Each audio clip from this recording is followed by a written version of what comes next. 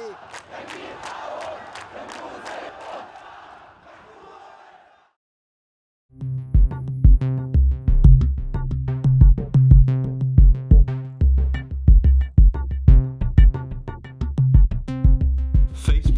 is one of the most important social networking websites, with over 1 billion users.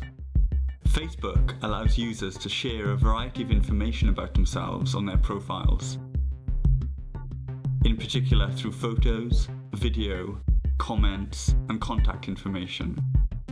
People discuss their tastes in movies and books, and it's frequently used for arranging parties or making dates. Of course, with that high volume of information, it's a very good target for advertisers.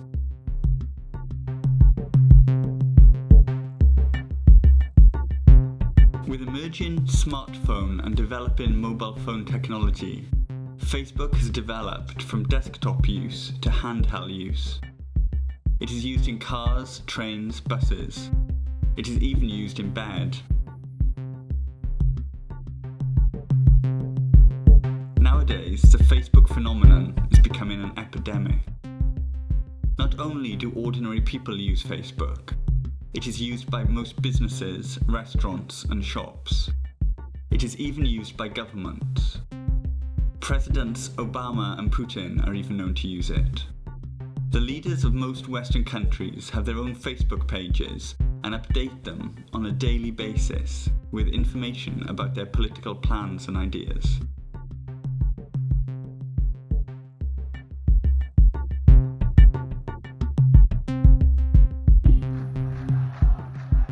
Since the Iranian election of 2009, the definition of Facebook and social media has been changed.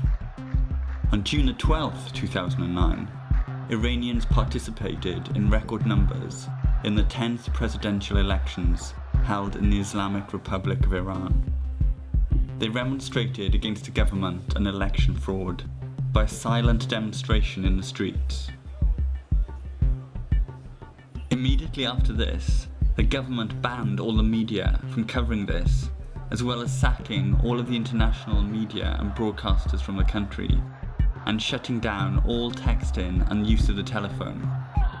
According to statistics which have been released, 4,000 have been arrested, and around 240 people have been killed in a period of just 2 weeks.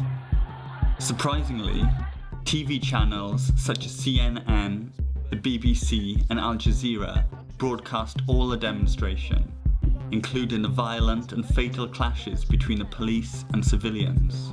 The government line is to label the 13... All of the footage used by these major broadcasters came from the mobile phones of ordinary citizens who observed the clashes directly. In the midst of this clash, on the 20th of June, footage of the death of Neda Aga Sultan drew international attention after she was killed during the 2009 Iranian election protest. Her death was captured on video by bystanders and broadcast over the internet. It can be argued that this was the turning point in the way people saw that Facebook can be used. Thousands of Iranian political activists came across these Facebook pages and used them as a platform for sharing anti-government ideas and organising dissent. Tens of millions from Iran and surrounding states became members of those pages. Photos and videos of the demonstration have been exchanged across Facebook and other social networks. The creation of use of Facebook for political aim was discovered by the Iranians.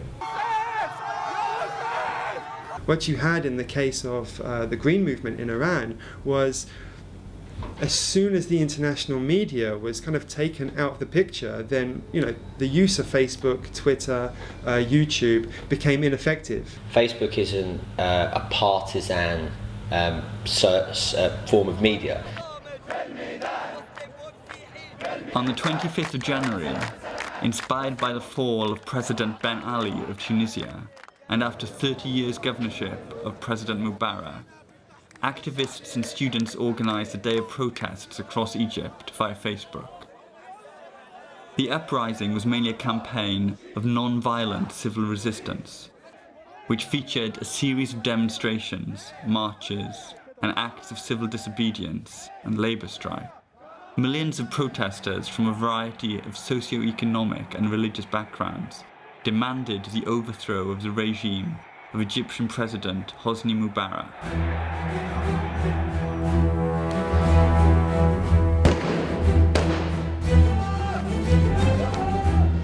The clash occurred between people and the security forces. According to witnesses, after a few demonstrators were killed in central Cairo by the police, anti-government demonstrators pelted security forces with rocks and firebombs for a second day.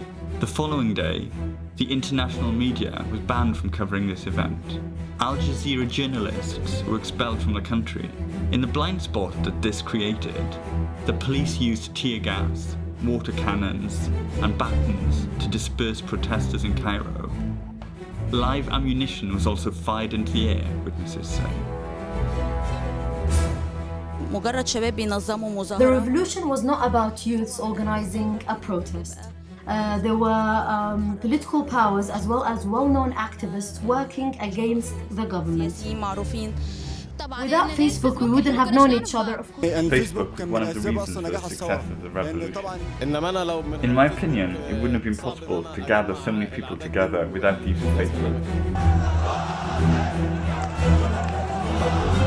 90% of the people involved in the revolution didn't know each other before the revolution. The initial spark for the revolution was through Facebook. Facebook was a powerful motivating force to get people together to oppose the regime.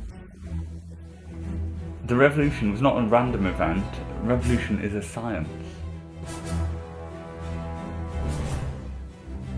As history has shown, according to the law of the revolution, when the presidential level can't rule anymore according to the old law, that's when the revolution will explode.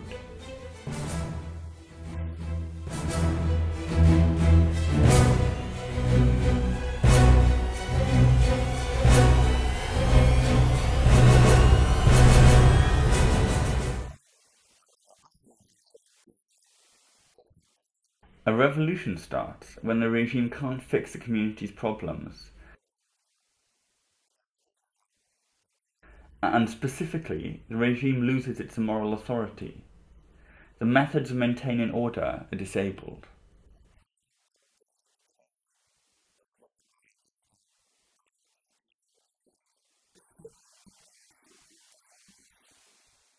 Only 5% of people have a majority of money and power. 95% of people don't even have 20% of the money.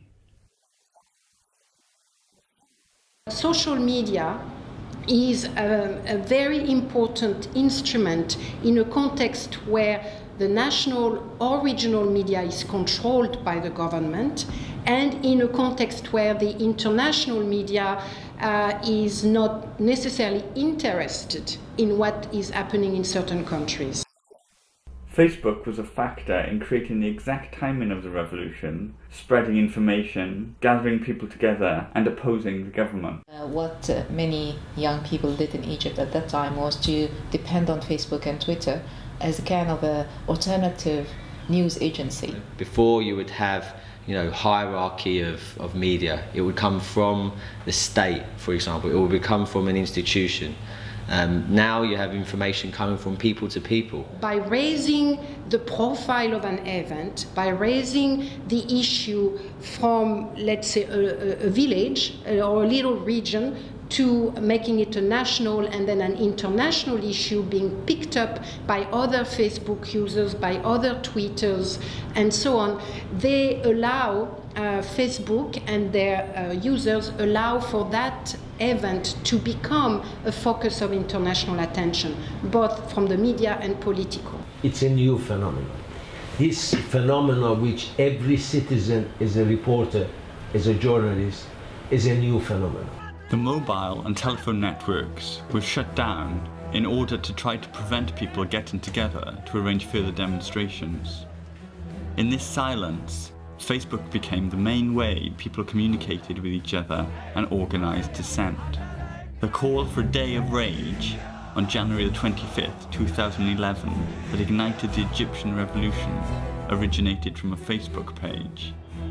Many have since asked, Is this a Facebook revolution? Without Facebook, we wouldn't have known where we were meeting and where in Paris. Facebook has played a role amongst the educated and the uneducated in Egypt. During the revolution, the uneducated started following the educated and how to use Facebook, how to get the news and everything. For example, I was the middle person between my family and Facebook in telling them news. Facebook really inflamed people and got them together from no matter how far away at different meeting points to oppose the regime.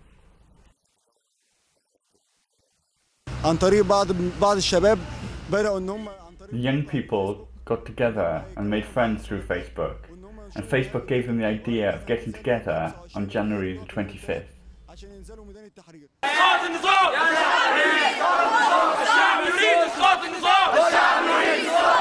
Use of social media, particularly Facebook, has played a fundamental role in allowing people to get organized and to organize their thinking, their protest, to link with each other, to communicate with each other. The role of Facebook was very important for a couple of reasons. One, it was a tool for organization, for people to actually mobilize and get out and communicate their frustrations with each other.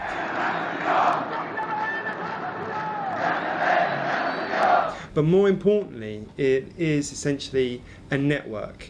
Facebook is a social network, and what networks do and what they manage to do is to create social ties with people who might not be able to meet or communicate otherwise.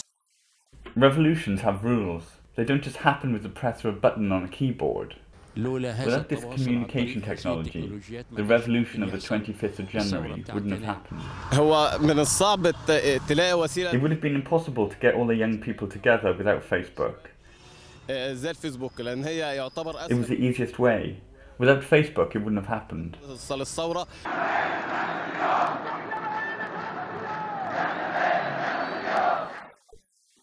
The exaggeration of the role of Facebook is against the law of the revolution. The role that Facebook played is not more than just 1%. I use Facebook to socialize with my friends and to express my political views and talk about the situation in the country.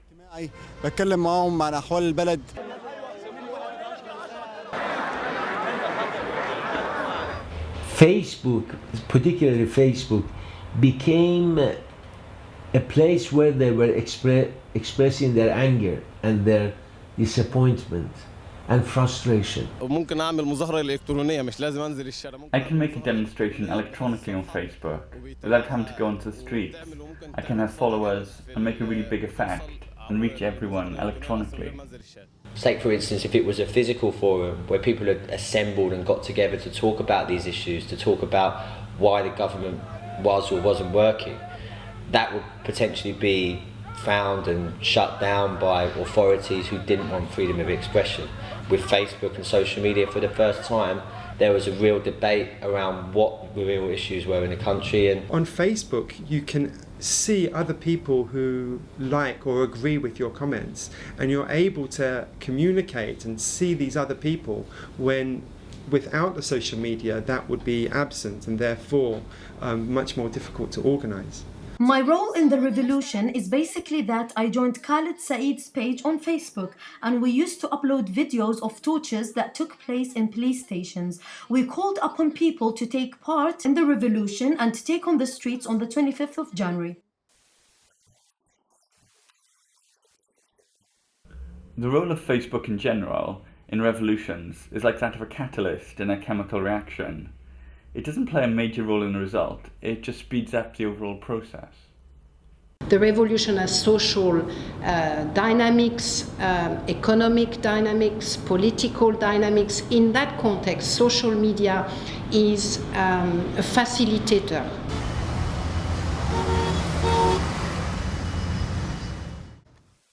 There are subjective factors on the ground that influence the majority of people, and the level of anger increases. Look, every revolution uses tools. What's important to note that it's not Facebook which has started the revolution, but rather people, or if you like, revolutionaries, who have been using Facebook as a tool for their ends. In order to express the anger, the youngsters were the one who discovered Facebook is a good tool in order to express this anger, to talk to each other, and then to invite the people to come out. Would this revolution have happened without Facebook? Yes, but without Facebook it wouldn't have happened so quickly. After the 25th of January revolution, people started opening Facebook's accounts and pages and getting to know each other through more advanced technology. So even people who can't read and write start learning how to use Facebook, and now they're all on the internet. In the first wave of demonstration in Egypt, Facebook was a major encouragement. The French Revolution and the Russian Revolution, they both started without Facebook. No phone, no technology, no newspapers. Revolution is revolution.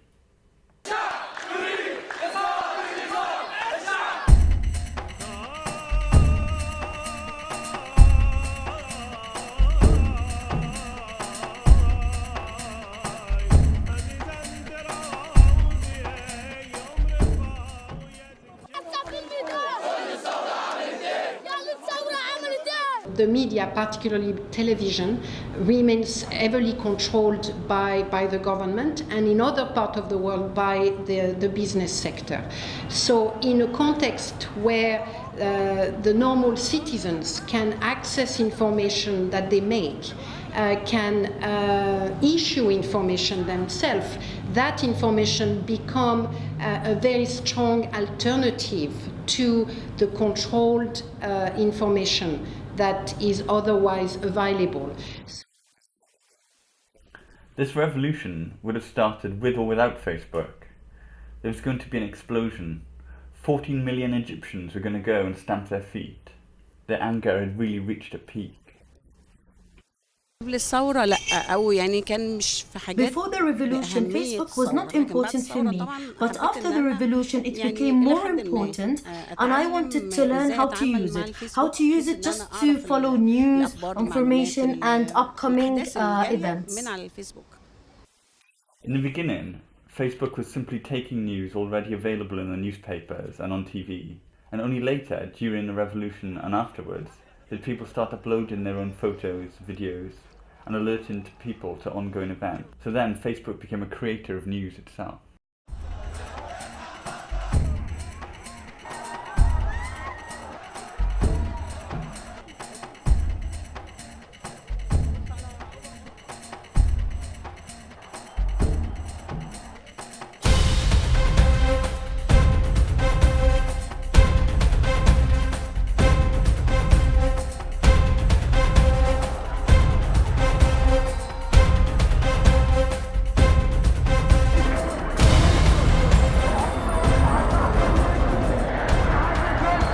Social media, Facebook in particular, but also others, are really the media of the people.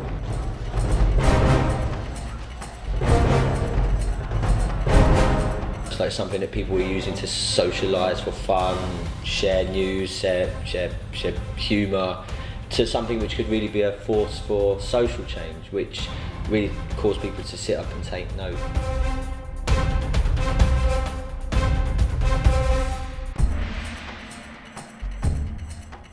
They are, because they are light, because they are quite accessible, because they do not require a huge investment or no investment at all.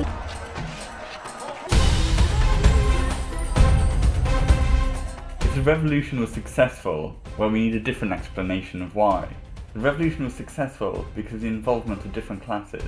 So it wasn't just down to the Facebook or the youth, but because of the unity of the classes. Those young people involved were the children of middle-aged people who themselves had experienced injustice.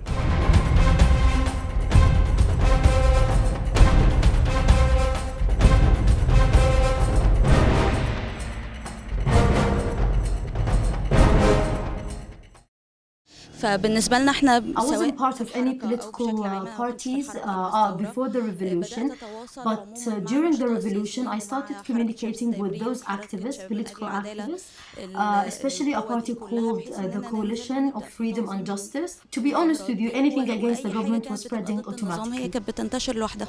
للتواصل بين It starts with meeting people from different cities. If I'm in Cairo, I can talk to someone in Alexandria and meet up with them in Cairo. You can make friends through friends. All these people get together and start the revolution. الناس دي ممكن تجمعها انت وتنزل وهو ده اللي حصل في الثورة.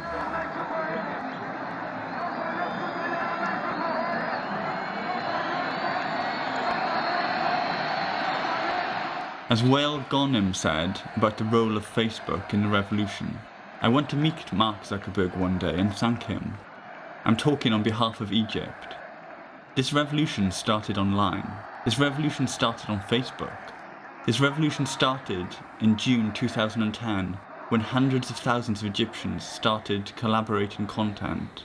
We would post a video on Facebook that would be shared by 60,000 people on their walls within a few hours. I've always said that if you want to liberate a society, just give them the internet.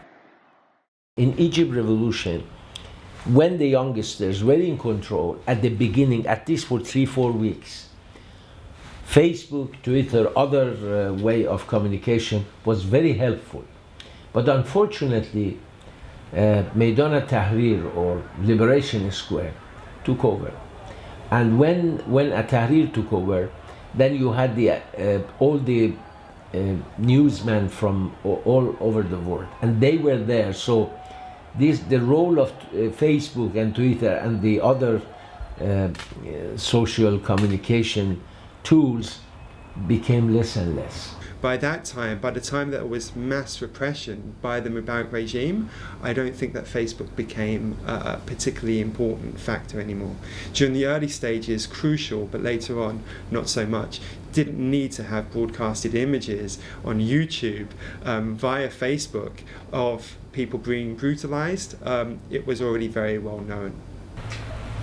I am journalist because I'm journalist, so I'm familiar, and my Facebook, I have 3 Facebook, and I'm communicating with my people. But people from my generation and the generation behind me, they are not that much familiar. They are still searching the news in newspaper and in television and radio.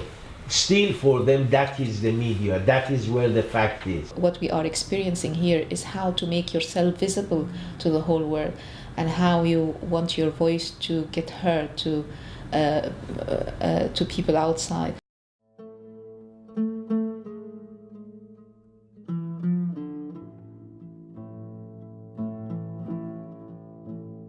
Social media has clearly played an important part in how the demonstration started so quickly.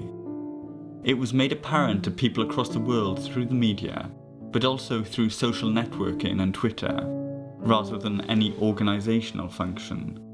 They emphasised demonstration and revolution were the result of actions taken by ordinary people. In politically authoritarian states like Egypt, Tunisia and Iran, the youth have been fashioning Facebook into a vibrant and inclusive public square. They also use it to maintain their psychological well-being as a space to metaphorically breathe when the controls and constraints of the social world become too stifling.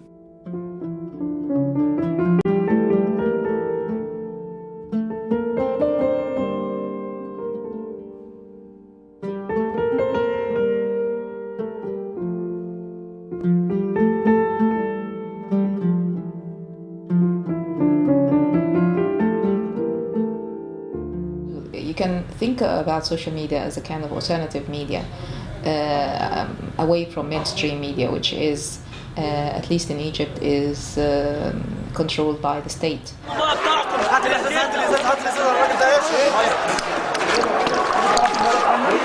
Killed us. The police, Mubarak police, Mubarak government killed us, killed the people.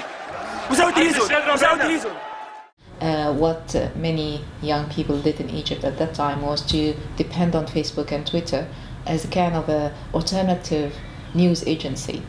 And then Facebook and other social medias plays a fantastic role internationally in that both the national media in Egypt and the international media did not necessarily report, at least on the beginning of the revolution.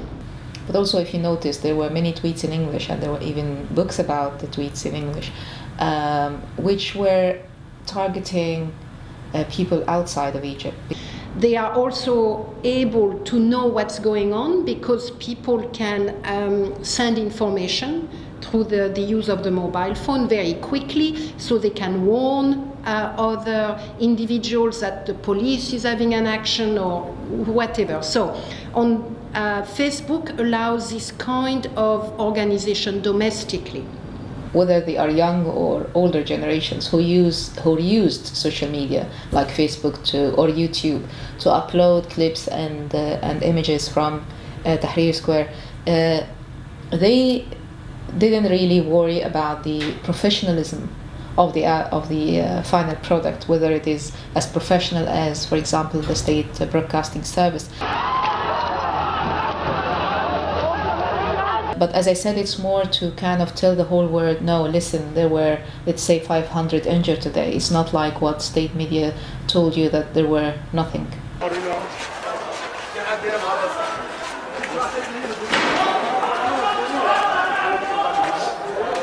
I don't think that Facebook became a particularly important factor anymore. During the early stages, crucial, but later on, not so much. Didn't need to have broadcasted images on YouTube via Facebook of people being brutalized. It was already very well known. They were not aware of how influential this is going to be. I mean, they were not at the moment, because that's why most of these governments, I think, except the Iranian government, they did not have a way to deal with this kind of new media, new flow of information. The Iranian, they were very quick. They acted very quick. They cut off all the lines, everything. But still, the youngsters, they find a way, to go around and send the information out, even with their telephone. And in Egypt, that was different. The Egyptians, they didn't have any experience. They didn't know. 6 million Egyptians, they were using Facebook, and the government didn't know how to deal with them. Facebook benefited and encouraged communication between various sects of the Egyptian society and youngsters throughout the Republic. The government never took us seriously or our efforts. They simply thought we were just a small number of youngsters sitting on the computer, just engaging in inappropriate stuff. The government did not pay attention to us and did not expect that Facebook would have this significant role in the gathering of the youth.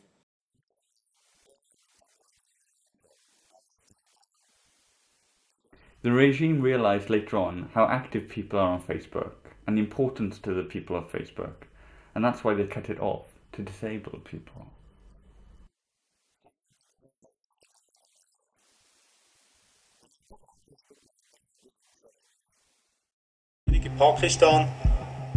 Could social networking become a double-edged sword?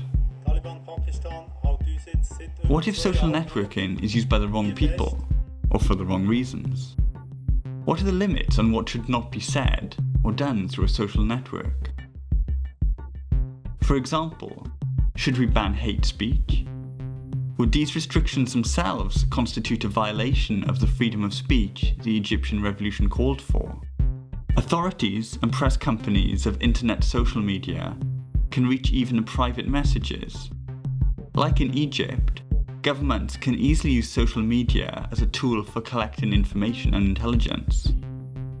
Governments have developed particular strategies to follow the social media and get rid of its possible effects capable of damaging the government. Nowadays, governments can spread false information through social networks or use agents to gather information. The following is a good example of the usage of the internet by the governments to benefit from social media. After the 6th of April movement, Egyptian police forces would be ready in the demonstration areas before the people in the movement.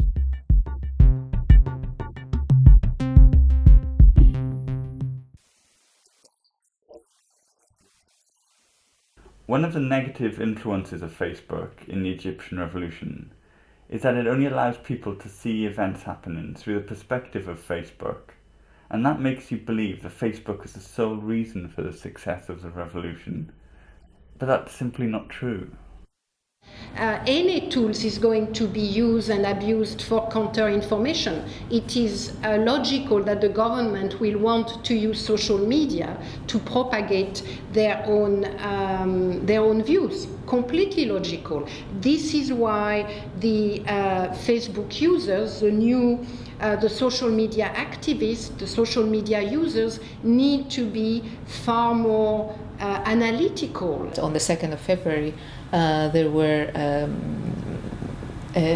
groups of pro-Mubarak or pro-former regime supporters who used the Facebook to target all the groups, all the protest groups, and basically upload images and texts which were pro-Mubarak, saying that they support the regime, in order to kind of, on the one hand, frighten the people in the groups to make them feel like, oh, there are massive pro-Mubarak movement here, and also to tell the whole world, listen, it's not only people who protest against the regime, there are also people who are supporting the regime. It is not because it's coming through Facebook, through Twitter, through other social media that it is free of pressures, free of disinformation, and free of propaganda. Not at all. It is a tool, and everyone is going to use it for their own purposes. We need to be smart about it.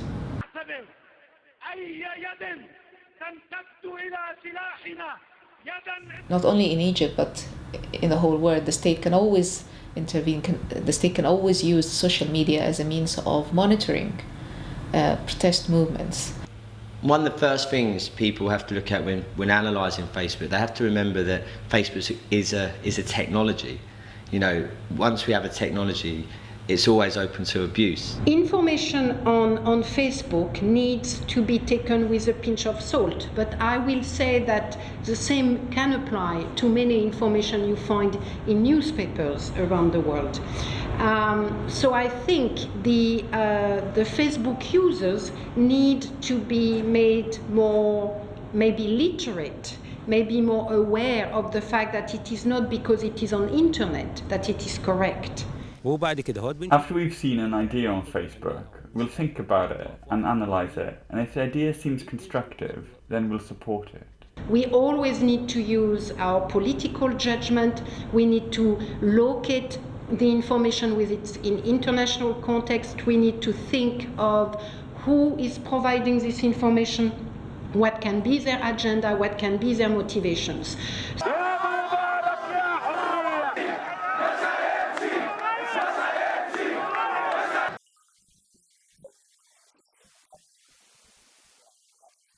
The huge amount of information leaked on Facebook is being controlled by higher authorities and used for spying by other countries. This information has been available for everyone, and the information benefits others from outside our national boundaries. People leaking fake information. I think there's nothing new about that. People have always leaked inaccurate information, information propaganda through mediums which are hundreds of years old, print, television. After that as well, there has been nothing really to stop or verify, what is true and what is not. Facebook split people into 250 different groups, so there's a coalition of groups on Facebook, and each group has its own separate goals and special agenda. What social media does, however, is make that information diluted somewhat, because there isn't one channel by which information is coming through. For example, there isn't one newspaper by which people implicitly trust. What's written on Facebook isn't necessarily the truth. It's not necessarily what happens. It can be infiltrated by the regime, so it can be a free flow of disinformation as well. Because the majority opinion on social media will no doubt be the truth, because you have enough people there to verify what has actually happened and what has not happened. But I think as far as we're concerned, we will always see the contesting narratives, even among the protesters. Following this extensive and increasing involvement of Facebook in politics, many governments are now implementing new laws to regulate the use of Facebook.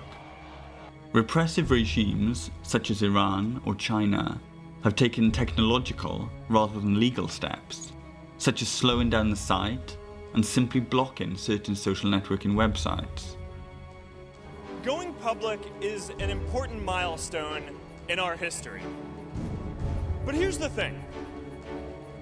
Our mission isn't to be a public company. On the other hand, Facebook has recently tried to sell its shareholdings. It was launched on the stock market on the 18th of May 2012 with a value of $104 billion, making it the second largest IPO in US history.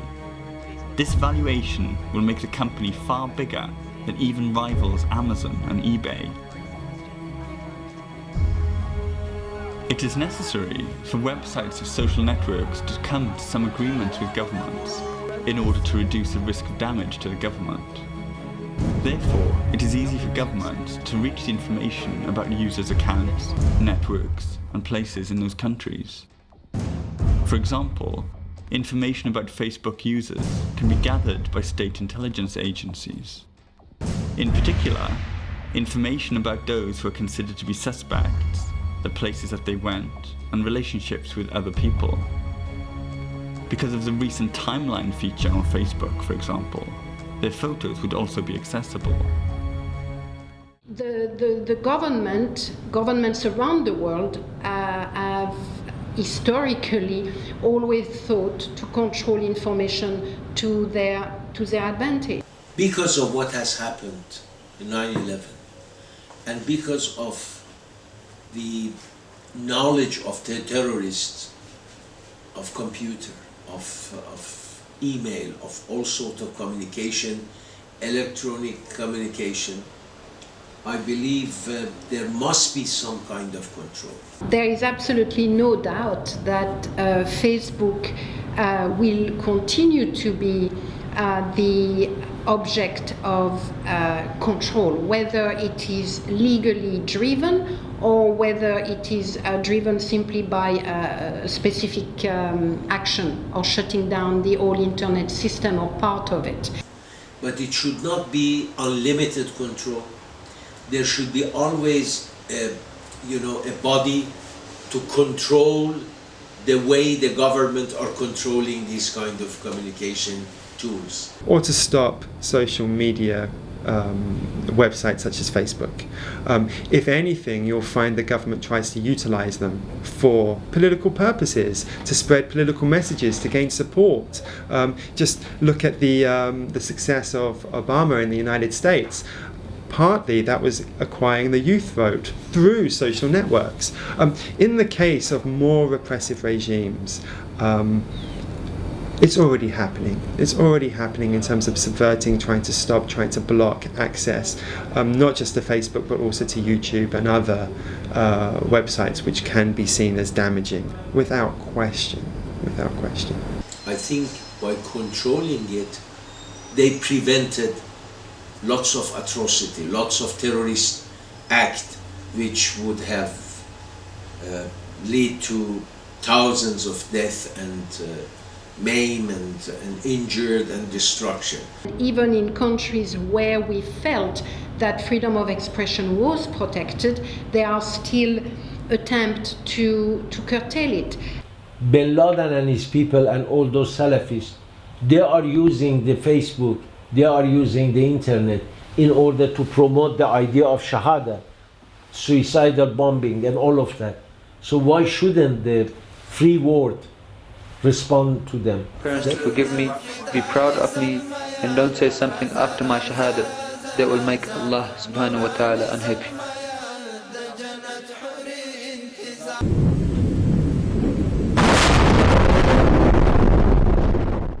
Well, sure. I mean, every democracy has to balance essentially national security and that of liberty, personal liberty for their citizens. What we are witnessing currently is certainly a trend whereby governments are seeking to develop ways, whether it is political, legal, or technical, to control expression on Facebook and on social media. But there's also another factor as well, and that is in the UK, for example, there's 55 to 60 million people. Millions and millions and millions have Facebook accounts. It's just the question of how feasible is it for the government really to monitor everyone. It's really about certain individuals who they're particularly concerned about. And again, that's neither a good thing or a bad thing, really. It's just something that we kind of have to accept, that through social media, there is a threat to national security to a certain degree. This could be potentially where quote-unquote terrorists could organize. You know, it's terrible when the control is done by government who do not believe in freedom of speech, in democracy, and this is dangerous. How then can they sustain their incredible growth without, working more closely with governments, working more closely with the corporate world? In the Western countries, where there is control, where there is transparency, so they cannot go that much deep in controlling us. The fact that Facebook is now trading is increasing the possibility of, is making it a reality that Facebook will have an additional stakeholder, whereby in the past it was only really responding to its own internal system and guidelines and also to the users. Now it has to be worried about its shareholders. Will Facebook continue to be the Facebook which we know? Ever since Facebook floated on the stock exchange, there's more pressure for Facebook to deliver financially. So in order to do that, advertising is the 90% that Facebook makes in terms of its revenue. From my standpoint, the risk associated with Facebook trading is linked to the fact that economic pressures and shareholders' pressures are going to become a major factor in the way Facebook is going to be run and used. One thing that a lot of analysts are predicting is that Facebook will become a much more mature operation. It will have to work more closely with governments and regulators to become more palatable to working in particular markets. There's no doubt about that. In theory, there is a possibility for, of course, shareholders to push Facebook towards making the greatest revenue possible. That's why they are shareholders. And they may not be at all interested in the political dimension of the role played by Facebook in globally. What they want is making revenues, and that will impact, I think, on how Facebook is being run, and it could have an impact on the possibility, at least, of Facebook making some kind of compromise in order to increase revenues for shareholders.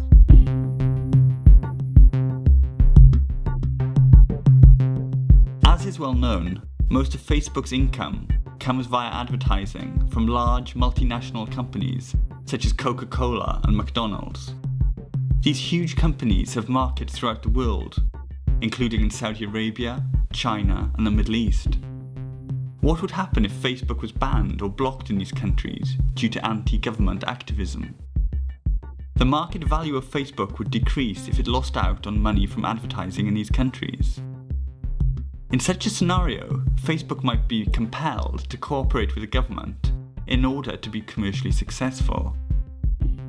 What would happen if the government bought, perhaps under the cover of individual purchases, most of Facebook's shares? It would have more control over Facebook internally, and Facebook's potential as a tool of democracy would be compromised.